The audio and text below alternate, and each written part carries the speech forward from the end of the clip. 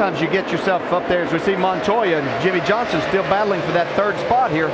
Montoya's come on like he was shot out of a cannon here. Jaun Pablo Montoya knows that I know you want to win a championship, but I want to win a race on an oval. I've only got one win in Cup, and that came at Infineon on the road course. Man, I know Jimmy wants to be aggressive, but this is not a guy to be messing with this part of the race.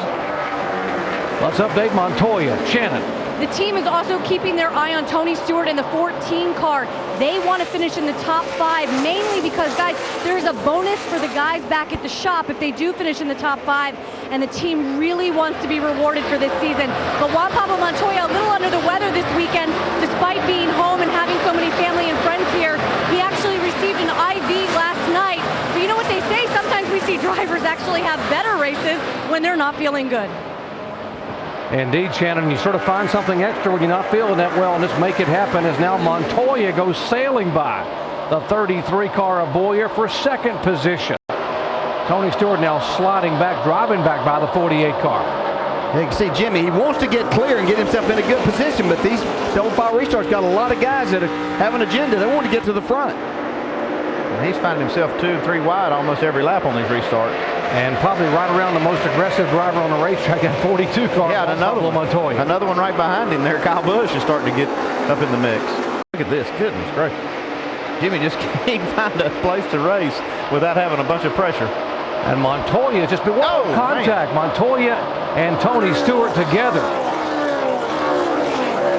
Looks like that might just be a move. Now Montoya's got a flat tire. And there's more to this. We're being told there may have been contact on the turn prior to that between the 42 and the 14. Look at the front of the 42 car. Apparently he ran into the back of the 14 up the racetrack. Let's show you how this all started. Now watch a 42. See, Tony pulls right up in front of Montoya there, with Montoya having a little bit of run. Yeah. That's pretty general for a driver to slide up like that. You know, the guy that has the run, you kind of have to understand that he's going to give you a little bit of room. Okay. There's your payback. Tony wasn't appreciative of that at all. And that cut the right front of Jaun Pablo Montoya's car. It sends him into the wall there. Clear. Looking back from Jimmy Johnson right in front of this.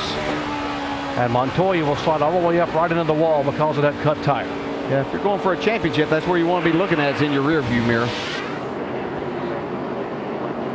And Montoya needs to be careful getting this car down to the pit stall so he doesn't blow that right front fender off.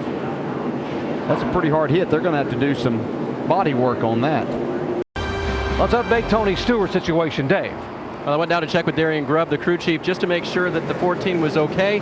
Darian said we worked on the fenders a little bit, and they are okay. They did not make any chassis adjustments to the 14 car. They did put 4 fresh tires on. Shannon? As you can see, the 42 car right now under repair in the garage. Brian Patty leaning in. They have no brakes. Right side damage. You can totally see it. Guys, it's important for this team to get back out there. The only chaser without a DNF this season, and you can see them working hard. Guys? Montoya didn't want to talk. Headed back to the hauler to cool off a little bit here. Well, the guy spinning sideways, Tony Stewart, back in 1999 did it, and he spins it down, comes down across the racetrack and nudges the pit wall. He's a good driver. Could have had a little help right there. I say he had a lot of help. I saw that one coming for about 5 laps. Now NASCAR had just warned both of these teams, the 42 and the 14. As far as they was concerned, it should be over. And I guess someone didn't get the message. I think now, as far as Montoya, well, they warned the crew chiefs. It might be. Get the bumper bar in that limit this time. I think it might be over now. Oh, yeah. Looks like Montoya was on a mission to settle the score.